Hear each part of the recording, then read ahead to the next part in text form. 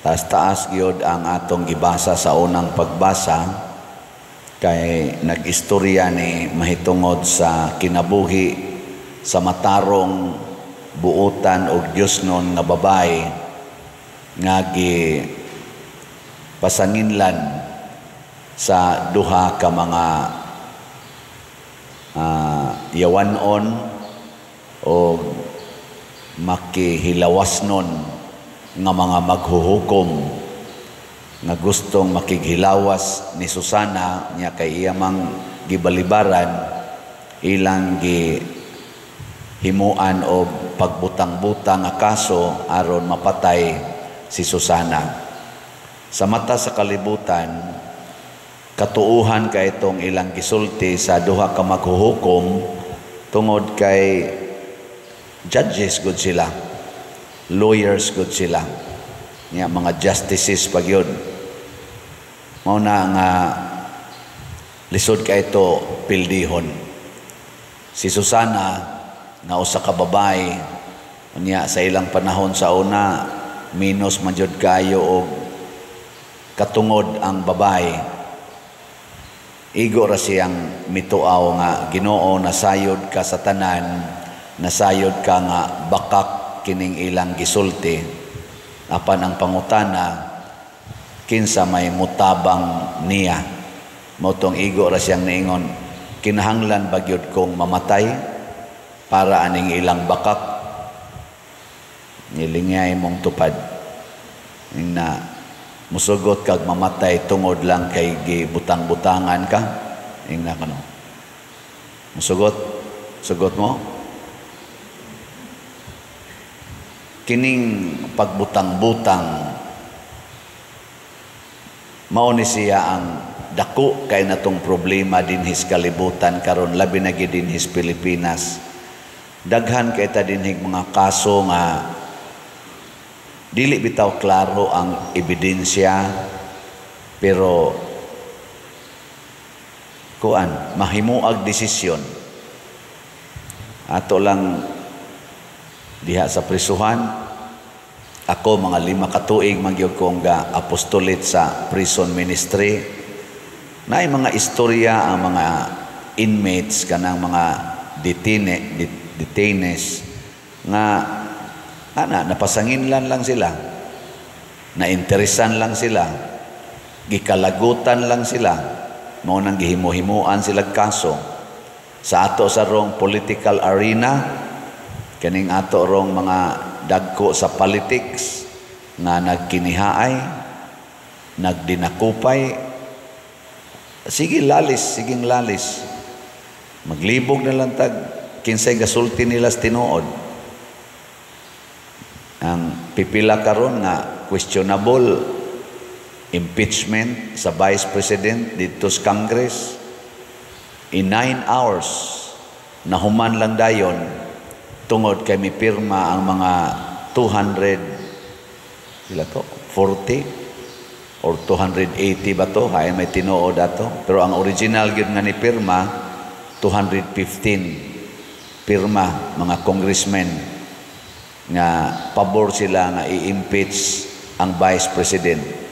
Diretso ang pangutana, ang gibasihan sa maong impeachment dili ba butang-butang, kamatuoran ba? Wapay nasayod nato kay kuanon pa man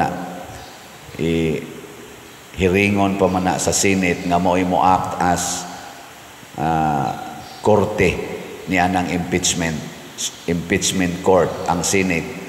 Karon tingali ko ng mga July mo sugod.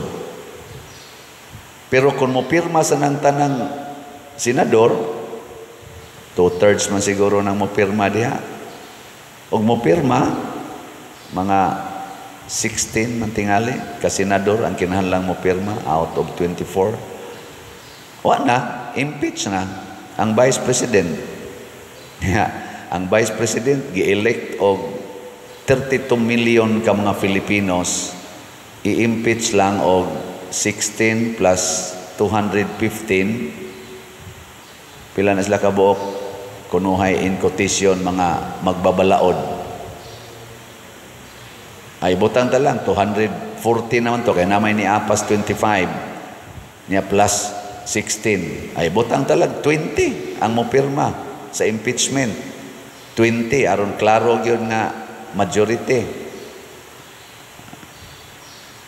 20 plus 240 260 persons nga in quotation elected sa na sila by representative kunuhay na sila sa mga tao labi na gyud ang gitawag og House of Representatives katong 240 nagrepresent kuno sila sa ilang mga distrito tibuok Pilipinas nya ang Senate nagrepresent sa whole Philippines kay national man ang ilang votes ug mopirma ng 260 ka magbabalaod 240 sa Kongreso human naman pun-ana nila nag mga 20 kabuok sa Senate wa na impeach na ang Vice President na wagtang natong gi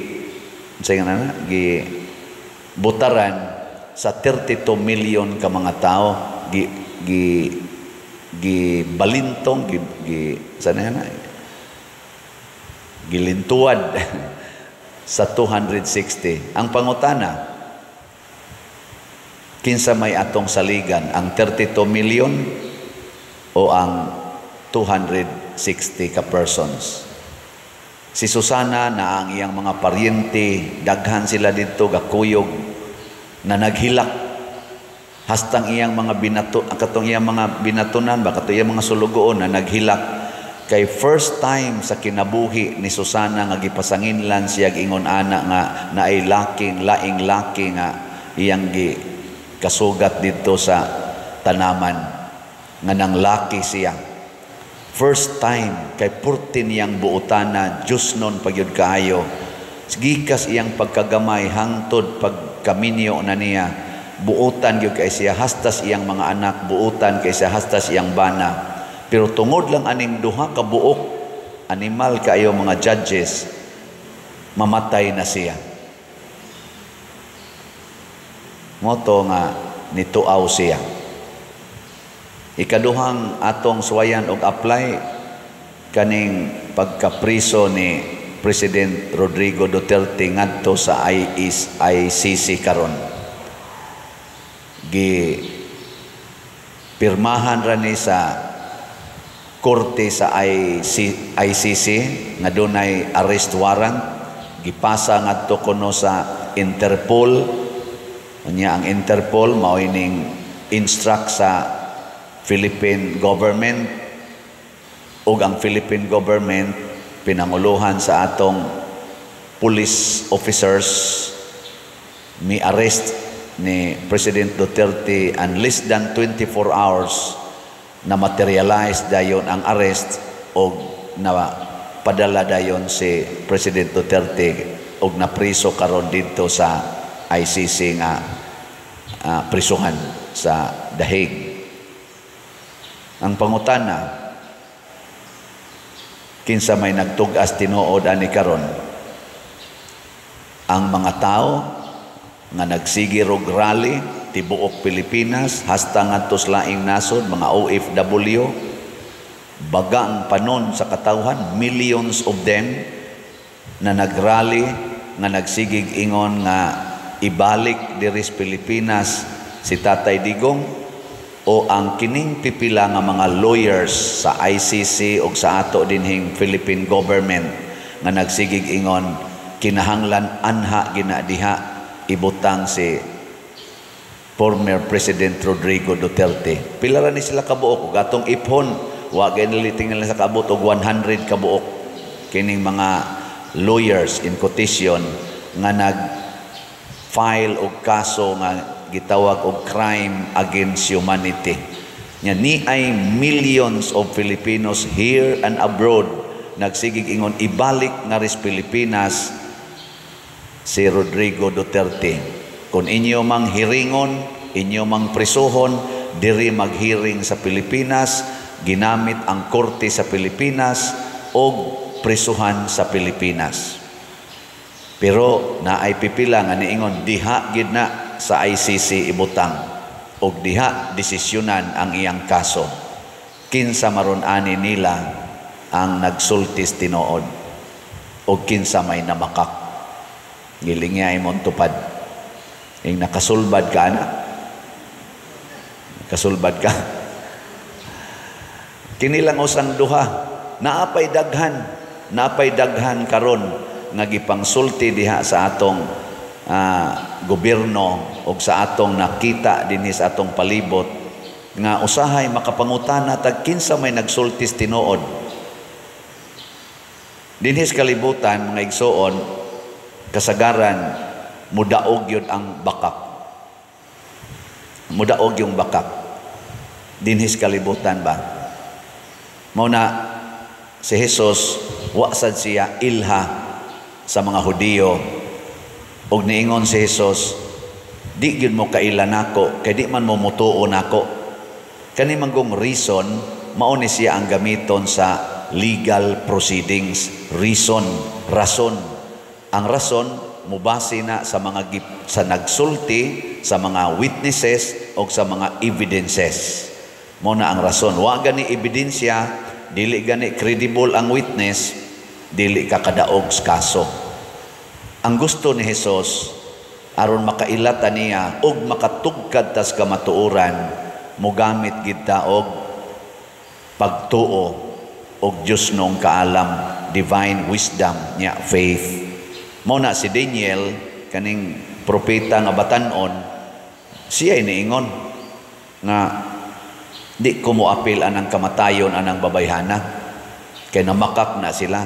Kinsa may nagsulti ani ni Daniel, dili ang ilang balaod kung dili ang enlightenment sa Holy Spirit. Kana bang maminaw ta sa Ginoo. Matugkad na din natong atong mga puzzles karon, mga legal puzzles sa atong nasod kung maminaw tas Ginoo. Kana bang ang atong kasing-kasing muabli nas kamatuoran? Sige, pangutan na sila si President Bongbong Marcos, sila si General Torre, si General Marvel, si Rimulya, si President Duterte, si Sara Duterte, ang mga congressmen. Pangutan ang inyong kasing-kasing in front of God who knows everything, who can evaluate the deepest chamber of our being with all sincerity. Pangutan na inyong kasing-kasing, nagbutang-butang ba mo o naghimo mo sa kamatuoran? Kita mangutan na sa ta. Hasta ning nagsuporta ni President Sara o Vice President Sara o ni President Duterte, ato sang pangutanon kining atong rally-rally, kining atong pagsigig tigom-tigom, unsa man ni gibase ni sa Dios non nga guidance o ato ra gining pakita nga daghan lang gid ta. Ngana ba? O kamo sa dihang gasigig saway ani pangutan asad inyong kaugalingon. O unsa may mga parameters, pipila ka mga parameters para masayod ta nga ang Dios nong kamatuoran mo'y atong gisunod. Una, maghatag gid na og kalinaw. Basta sundon gid nato ang Dios nong pamaagi na agyoy kalinaw. Magmalinaon. Ilingay mong tupad. Ing na malinaon ra imong kinabuhi ron. Nagkagubot gid ang imong kinabuhi sa ato pa namakak ka, nagsigi kag pamakak. Ana. Bisan pag dato na kay kastanan nya wa kay kalinaw, ikaw mo'y kinadak-ag ranggo, presidente ka, senador ka, congressman ka, gobernador ka, daog kas eleksyon, landslide, pero tikas di ay wa jud kay kalinaw. Ikaduha, dunay kalipay sa kadaghanan, sa katilingban, tawgon na nato og happiness as community. Kana bang malipayon ang nasod nga Pilipinhon? Kumusta mang atong nasod ron? Malipayon o magulanon? Tubag. Kanang mga desisyon nga iyas Ginoo maghatag ginagkalipay, mo na ang mga tao diri namakpak paghumas desisyon. Pagka resulta sa desisyon ni Daniel, namakpak ang mga tao og nagdaig sa Ginoo. Pero ini kahuman sa desisyon, mahugno gani, managhilak ang mga tao, yawan o na nga desisyon. Pagdesisyon nga impeach nas Congress si Vice President Sara, sa inyong obserbasyon, ang kinabag-ang mga Pilipinos na makpak bas kalipay? Sa desisyon nga dad-o na nga tos ICC si og dito na gyud nadaan na gyud si President Duterte, ang kinabag-an sa atong nasod nga Pilipinhon na makpak bas kalipay og nagdaig sa Ginoo. Kamo na lay tubaga na. Anong ato pa man ang ipasa sa korte, nakamao naman tang mo observe. Sa ato pa ma-determine na nato Diyos non ba ni o yawan on ba ni nga desisyon. Ug ang ikatulo, mahunong ang mga sala sa katilingban. Kining desisyon nga Diyos nun, mga igsoon, makapahunong sa sala. Sama aning duha ka lawyers, kaulag, nga matay gid ang sala sa kaulag, diha nila. Napulihan sa kauaw tungod sa ilang binuhatan. Mamatay ba? Pero mo, sa atong mga desisyon, musamot hinoon ang mga sala, sama anang drugas, sama anang korupsyon, aning mga insurgency, kaning ni ang mga patay, kaning lugos, musamot gani na sa mga desisyon sa atong mga leader sa katilingban, pasabot ang ilang decisions yawanon dili Diyos non. Pero mahinay gani ni, mohilom gani ni, nya mohinay na kaayo ang ilang operasyon aning mga sala nga katilingbanon, pasabot ang mga leaders naghimog desisyon nga Diyos non. Ni last na lang ni, sa inyong nakita sa gobernong gipanguluhan ni Marcos o sa gobernong gipanguluhan sa mga Duterte, hain man ani karon ang naghimo kaha or duol-duol sa desisyon nga Diyos non o desisyon nga yawanon. Kana bang ilang desisyon nakahatag og kalinaw, kalipay o pagminos sa sala. Niining eleksyon karong umaabot, pilion nato tong team nga nakabuhat og duol-duol sa Diyos non nga desisyon sa kinabuhi. Isalikway nato ang kining mga team nga naghatag og mga yawanon nga mga desisyon sa atong katilingban.